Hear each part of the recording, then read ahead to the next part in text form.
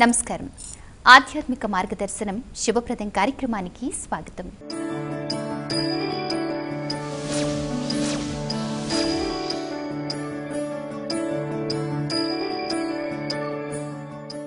నిజాయితీ, ప్రేమ, ఓర్పు మన ఆయుధాలైతే ప్రపంచంలో ఏ శక్తి మనల్ని అడ్డుకోలేదు. ఈ మంచి మాటతో మన కార్యక్రమాన్ని ప్రారంభిద్దాం.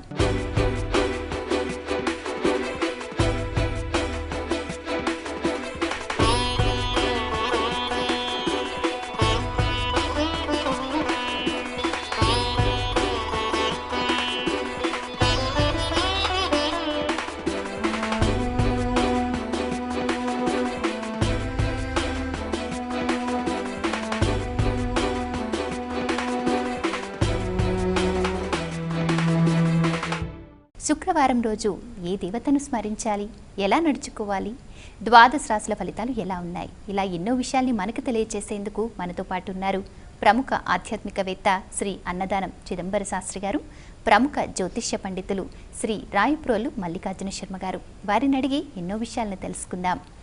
నమస్కారం గురుగారు. నమస్కారం అండి. గురుగారు, మరి ముందుగా చెప్పండి, శుక్రవారం రోజు ఏ దేవతను ఆరాధించాలి, అలాగే ఎటువంటి ధ్యాన శ్లోకం పఠించాలి తెలియచేయండి. శుక్రవారము లక్ష్మీ అమ్మవారికి చాలా ఇష్టమైనటువంటి రోజు, లక్ష్మీప్రదమైనటువంటి రోజు. కాబట్టి ఆ లక్ష్మిని మనం ప్రార్థించుకుందాం. అందులో కూడా విజయలక్ష్మిని ప్రార్థించుకుందాం. విజయాన్ని ప్రసాదించేటటువంటిది సర్వత్ర విజయీ భవేత్ అని చెప్పి ఏ రంగంలో అయినా మనం విజయాన్ని కోరుకుంటాం. కాబట్టి ఆ విజయలక్ష్మి ప్రార్థన చేద్దాం.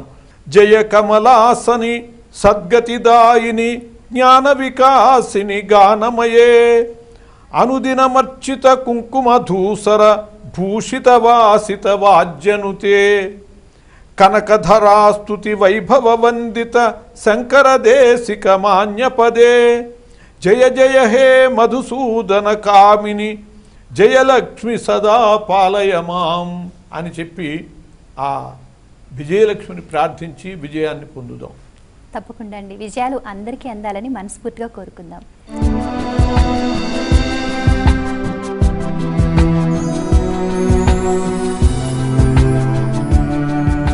గురుగారు, మరి శుక్రవారం రోజు పంచాంగాది వివరాలు ఎలా ఉన్నాయి, శుభ సమయాల గురించి తెలియచేయండి. అలాగే ఈ శుభ సమయాల్లో ఎటువంటి కార్యక్రమాలు చేయాలో చెప్పండి. తప్పనిసరిగా. స్వస్తి శ్రీ శ్రీ దుర్ముఖనామ సంవత్సరము, ఉత్తరాయణము, గ్రీష్మ ఋతువు, ఆషాఢ మాసము, శుక్లపక్షము, సవితి తిథి. ఈరోజు శుక్రవారము. సవితి తిథి పగలు 12 గంటల 48 నిమిషముల వరకు, నక్షత్రము మఖ ఈరోజు సాయంత్రం 6 గంటల 13 నిమిషముల వరకు ఉంటాయి. యోగము సిద్ధి పగలు 1 గంట 28 నిమిషముల వరకు, కరణము భద్ర పగలు 12 గంటల 48 నిమిషముల వరకు ఉంటాయి. ఈరోజు వర్జ్యం ఉదయం 7 గంటల 25 నిమిషముల వరకు ఉంటుంది. తిరిగి ఈరోజు రాత్రి 2 గంటల 47 నిమిషముల నుండి తెల్లవారుజామున 4 గంటల 30 నిమిషముల వరకు కూడా వర్జ్యం ఉంటుంది. ఇక దుర్ముహూర్త కాలము ఉదయం 8 గంటల 27 నిమిషముల నుండి 9 గంటల 19 నిమిషముల వరకు, తిరిగి పగలు 12 గంటల 47 నిమిషముల నుండి 1 గంట 39 నిమిషముల వరకు ఉంటుంది. ఈరోజు అమృత ఘడియలు పగలు 3 గంటల 44 నిమిషముల నుండి సాయంత్రం 5 గంటల 24 నిమిషముల వరకు ఉంటాయి. రాహుకాలము ఉదయం 10 గంటల 30 నిమిషముల నుండి 12 గంటల వరకు, యమగండ కాలము పగలు 3 గంటల నుండి 4 గంటల 30 నిమిషముల వరకు ఉంటాయి. ఈరోజు అన్ని రకములైనటువంటి శుభ కార్యక్రమాలు నిర్వహించుకునేందుకు చక్కని అమృత ఘడియలు ఉన్నటువంటి సమయంలో 3 గంటల 41 నిమిషం మధ్యాహ్నం నుండి సాయంత్రం 5 గంటల 21 నిమిషం లోపుగా మీరు అనుకున్నటువంటి శుభ కార్యక్రమాలు చేపట్టవచ్చు. ఇక ఈనాటి సూర్యోదయము 5 గంటల 51 నిమిషమునకు, సూర్యాస్తమయము 6 గంటల 51 నిమిషమునకు. పంచాంగతి వివరాలతో పాటు శుభ సమయాల గురించి కూడా వివరంగా తెలియజేశారండి. గురుగారు, మరి శుక్రవారానికి సంబంధించి ఒక ధ్యాన శ్లోకాన్ని తెలియజేశారు కదా, దాని యొక్క అర్థాన్ని వివరిస్తారా? తప్పకుండా. ఈ ధ్యాన శ్లోకంలో విజయలక్ష్మిని ప్రార్థిస్తున్నాం. జయ కమలాసని, కమలమే ఆసనముగా గలది. లక్ష్మీదేవి కమలం మీద ఉంటుంది కాబట్టి ఓ కమలాసని, కమలమే ఆసనముగా గలదానా జయము జయించుము. సద్గతిదాయిని, సద్గతిని ప్రసాదించేటటువంటి దానా నీవు జయించుము. జ్ఞాన వికాసిని, జ్ఞానమును వికసింపజేసేటటువంటిది. ఆ లక్ష్మి అనేటటువంటిది అన్నిటి యందు మనం భావించదగినది. జ్ఞానలక్ష్మి, విద్యాలక్ష్మి, ధనలక్ష్మి, ధాన్యలక్ష్మి, విజయలక్ష్మి, అన్ని రకాలు కూడా లక్ష్మీప్రదంగానే మనం తెలుసుకోవచ్చు. కాబట్టి గానమయే, గానలక్ష్మి కూడా గానమయ అయినటువంటి దానా జయించుము, జయమును ప్రసాదించుము అని కూడా. అనుదినమర్చిత కుంకుమధూసర భూషిత వాసిత వాద్యనుతే, ఇంకా ఎటువంటిది ఆమె? సద్గతినిచ్చేది, జ్ఞానాన్ని పెంపొందించేది, గానమయ అయినటువంటిది ఆమె. అనుదినము అర్చిత, ప్రతిరోజు ఆమెను అర్చిస్తూ ఉంటాం కుంకుమతో. అటువంటి అనుదినము అర్చించేటటువంటి ఆ కుంకుమ చేత ధూసర భూషిత వాసిత, ఆ కుంకుమ ఒళ్ళంతా పడి కుంకుమతో ధూసరితమైనటువంటి వస్త్రములు కలిగినటువంటిది ఆమె. అది దుమ్ము కాదు, కుంకుమతో కూడినటువంటిగా అది ఒక రమ్యమైనటువంటి రీతిగా ఉంటుంది. వాద్యనుతే, వాద్యముల చేత నృత్తింపబడేటటువంటి ఓ విజయలక్ష్మి, విజయాన్ని ప్రసాదించుము అని చెప్పంటున్నాం. అలాగే కనకధరా స్తుతి వైభవ వందిత, కనకధారా స్తోత్రం, కనకమును ధరించేటటువంటిది అని అక్కడ గణాలకి సరిపోతుంది కాబట్టి కనకధర అని చెప్పబడదు, కానీ దాన్ని కనకధారాస్తవము అని అంటారు. కనకధారా స్తుతి వైభవ వందిత, ఆ కనకధారాస్తవము అనేటటువంటి దాని చేత స్తుతి కొనియాడబడినటువంటిదై శంకర దేశిక మాన్యపదే, శంకర దేశికులు, శంకర భగవత్పాదులు వారు చెప్పారు కనకధారా స్తోత్రం అనేటటువంటిది. ఒక పేదరాలి ఇంటికి భిక్షకి వెళ్ళి ఆమె యొక్క దారిద్ర్యాన్ని చూసి బాధతో, ఎంత వయస్సు అయింది, 7 ఏళ్ల వయస్సులో ఆయన లక్ష్మీదేవిని స్తుతిస్తే అంగంహరే పులకభూషణం ఆశ్రయంతి అని చెప్పి ఆ లక్ష్మీదేవిని ప్రార్థిస్తే బంగారు ఉసిరికాయలు వర్షంగా కురిశాయట. అలా అనుగ్రహించినటువంటి తల్లి ఆమె. శంకర భగవత్పాదుల వారి యొక్క పదముల ద్వారా, ఆయన నుంచి వచ్చినటువంటి పదముల ద్వారా, ఆ కనకధారాస్తవం ద్వారా కనకధారను కురిపించినటువంటి ఆమె. జయ జయ హే మధుసూదన కామిని, మధుసూదనుడు అంటే విష్ణుమూర్తి. ఆ విష్ణుమూర్తి యొక్క భార్య అయినటువంటి ఓ విజయలక్ష్మి, సదా మాం పాలయ, జయ హే నీకు జయమొగ్గాక, మాం నన్ను సదా పాలయ, ఎల్లప్పుడూ పాలించుము తల్లి, నాకు సర్వత్రా కూడా విజయాన్ని ప్రసాదించు అని చెప్పి ఆ తల్లిని మన విజయం కోసమని, సమాజం యొక్క విజయం కోసమని మనం ప్రార్థించాం.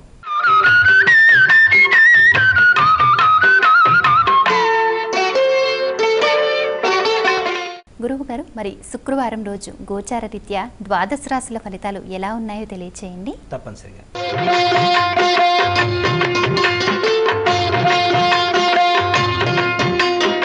మేషరాశి వారికి ఈరోజు సామాజిక సంబంధాలు, వాటికి సంబంధించినటువంటి ఆలోచనలు కొంత ఇబ్బంది పెట్టేటటువంటి సందర్భాలు సూచనగా కనిపిస్తున్నాయి. కాబట్టి మేషరాశి వారు ఈరోజు ఆలోచనలు, అలాగే సంతానము, పత్రికా సంబంధమైనటువంటి అంశంలో, ఈ 3 విషయంలో కూడా తప్పనిసరిగా జాగ్రత్తలు తీసుకోవాల్సినటువంటి అవసరం కనిపిస్తుంది.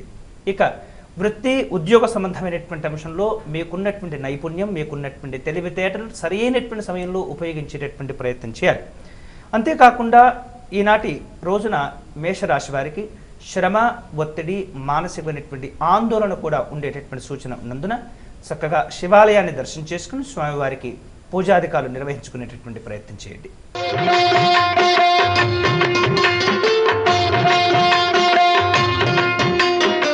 వృషభ రాశి వాళ్లకు ఈరోజు తాము చేపట్టినటువంటి పనులు ఏవైతే ఉంటాయో అవి తమకే ఇబ్బంది కలిగేటటువంటి ప్రయత్నం చేస్తుంటాయి.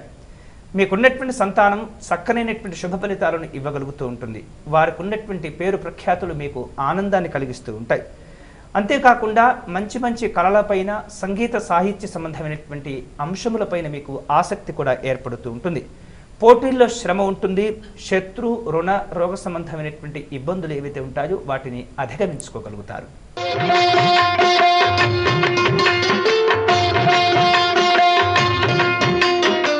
మిథున రాశి వారికి ఈరోజు అన్ని విధాలుగా యోగదాయకంగా ఉంటుంది. చేపట్టిన అన్ని కార్యక్రమాలు విజయవంతమవుతూ ఉంటాయి. మీరు చేపట్టినటువంటి ఏవైతే పనులు ఉంటాయో మీ సోదరవర్గం వారు, అంతేకాకుండా మీ కుటుంబ సభ్యులు కూడా సహకరించి వాటిని పూర్తి చేసేందుకు వారు సహాయపడుతూ ఉంటారు. విలాసాల కోసం కొన్ని రకాల ఖర్చులు కూడా ఉంటూ ఉంటాయి. వాటి విషయంలో కొంత పరిమితులను విధించుకోవటం మంచిది.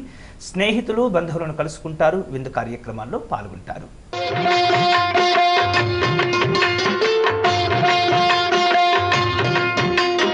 కర్కాటక రాశి వాళ్లకు ఈరోజు తాము చేపట్టినటువంటి పనులు ఏవైతే ఉంటాయో ఆ పనులు పూర్తి చేసుకోవటంలో పెద్దల యొక్క సహకారం, పెద్దల యొక్క తోడ్పాటు, వారి యొక్క ఆశీస్సులు తప్పనిసరిగా అవసరమవుతూ ఉంటాయి.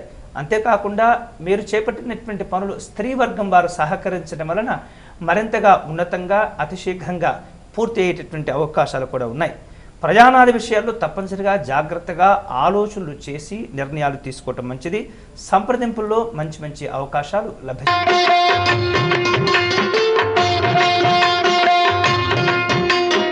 సింహరాశి వారు చేపట్టినటువంటి కార్యక్రమాల్లో కొన్ని రకాల చిన్న చిన్న సమస్యలు ఉంటూ ఉంటాయి. అయినప్పటికీ కూడా సందర్భానుసారంగా దైవాన్ని నమ్ముకుంటూ వాటిని అధిగమించేటటువంటి సందర్భంలో మానసికమైనటువంటి స్థైర్యాన్ని, ఆత్మబలం తప్పనిసరిగా వీరికి సహకరించగలుగుతూ ఉంటుంది. మీకున్నటువంటి తెలివితేటల వలన ఉన్నటువంటి ఇబ్బందులు అన్నీ కూడా అధిగమించి అనుకోనటువంటి స్థాయిలో విజయాలను సాధించుకోగలుగుతారు. ఆర్థిక సంబంధమైనటువంటి నిలువలపైన కూడా దృష్టి ఉంటుంది. ధనాన్ని మరింతగా పెంచుకునే ప్రయత్నంలో కొన్ని ఇబ్బందులు ఉంటాయి. అయినప్పటికీ పర్వాలేదు, అనుకుని సాధించుకోగలుగుతారు.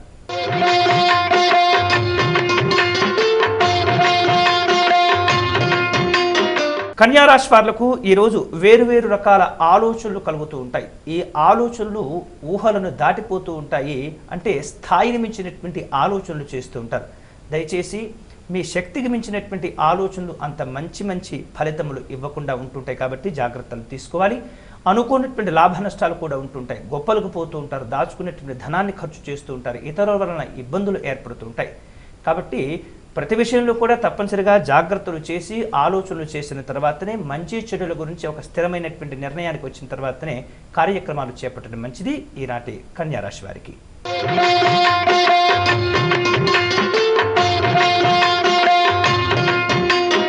తులారాశి వాళ్లకు ఈరోజు ఊహించినటువంటి లాభాలు, ఆర్థిక సంబంధమైనటువంటి ప్రయోజనాలు కలుగుతూ ఉంటాయి. ఎప్పుడో మీరు వదిలేసినటువంటి కార్యక్రమాలు తిరిగి మీ వద్దకు రావటం, వాటి వలన ఏదో ఒక విధమైనటువంటి సంతోషకరమైనటువంటి ప్రయోజనాలు పొందడం కూడా సంతోషాన్ని కలిగించేటటువంటి మంచి విషయం. అంతేకాకుండా చేపట్టినటువంటి కార్యక్రమాల్లో ఎలాంటి కష్టం లేకుండా సులువుగా అనుకున్నటువంటి లక్ష్యాలను సాధించుకోగలుగుతారు. శ్రమలేనటువంటి సంపాదన పైన ఆసక్తి ఉన్నప్పటికీ అది మంచి యోగ్యతను ఇవ్వకుండా ఉంటుంది. జాగ్రత్తలు తీసుకోవాలి. ఇక ఇతరులపైన ఆధారపడకుండా వ్యక్తిగతంగా ఒక ఉన్నతపరమైనటువంటి స్థానానికి చేరుకునే ప్రయత్నాల్లో శుభ ఫలితాలు ఉంటూ ఉంటాయి. దాన ధర్మాదులు చేయటం వలన మంచి పుణ్యబలం కూడా లభించగలుగుతుంది.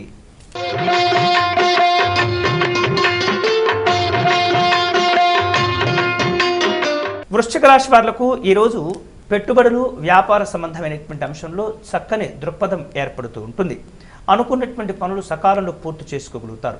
సామాజిక అనుబంధాలు మెరుగుపడుతూ ఉంటాయి. పరిచయాలు మరింతగా విస్తరిస్తూ ఉంటాయి. సాంఘిక జనసంక్షేమ సంబంధమైనటువంటి కార్యక్రమాల్లో పాల్గొంటూ ఉంటారు. అనుకున్నటువంటి ఖర్చులు ఉన్నప్పటికీ అవి అంతగా బాధించకపోవచ్చు.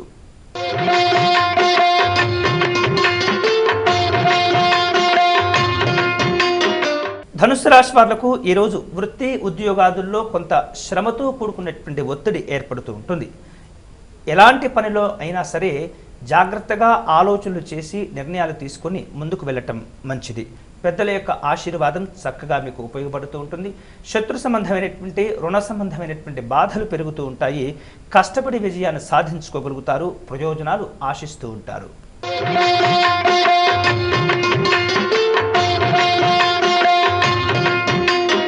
మకర రాశి వారు ఈరోజు చేపట్టినటువంటి కార్యక్రమాల్లో కొన్ని ఒడిదుడుకులు ఏర్పడుతూ ఉంటాయి. అసంతృప్తి వాతావరణం కలుగుతూ ఉంటుంది. అనారోగ్య సంబంధమైనటువంటి భావనలు కూడా ఏర్పడుతూ ఉంటాయి. ముఖ్యంగా పిల్లల యొక్క ఆరోగ్యాల విషయాల్లో తప్పనిసరిగా జాగ్రత్తలు తీసుకోవాలి. గర్భిణీ స్త్రీలు తమ యొక్క ఆరోగ్యం పైన విశేషమైనటువంటి శ్రద్ధను చూపవలసిన అవసరం కనిపిస్తూ ఉంటుంది. అంతేకాకుండా వేరువేరు రకాల ఉన్నతపరమైనటువంటి విద్యల యందు ఉన్నటువంటి ఏవైతే ఆలోచనలు ఉంటాయో వాటిని జాగ్రత్తగా పరిపూర్ణం చేసుకునేటటువంటి ప్రయత్నం చేయండి.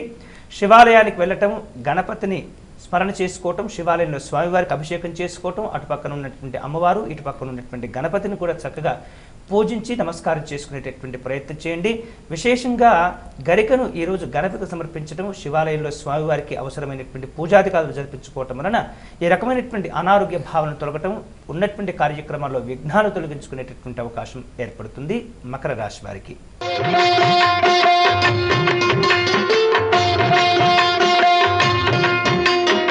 కుంభరాశి వారులకు ఈరోజు విశేషమైనటువంటి ఊహించినటువంటి సామాజిక సంబంధాలు ఏర్పడుతూ ఉంటాయి.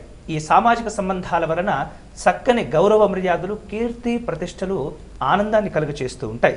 శ్రమ లేనటువంటి సంపాదన ఆనందాన్ని ఇస్తూ ఉంటుంది. వృత్తి వ్యాపార సంబంధమైనటువంటి అంశాల్లో చక్కని ఫలితాలు ఉంటూ ఉంటాయి. అయితే చెడు సంబంధమైనటువంటి ఆలోచనలు, స్నేహాలకు దూరంగా ఉండే ప్రయత్నం చేయాలి.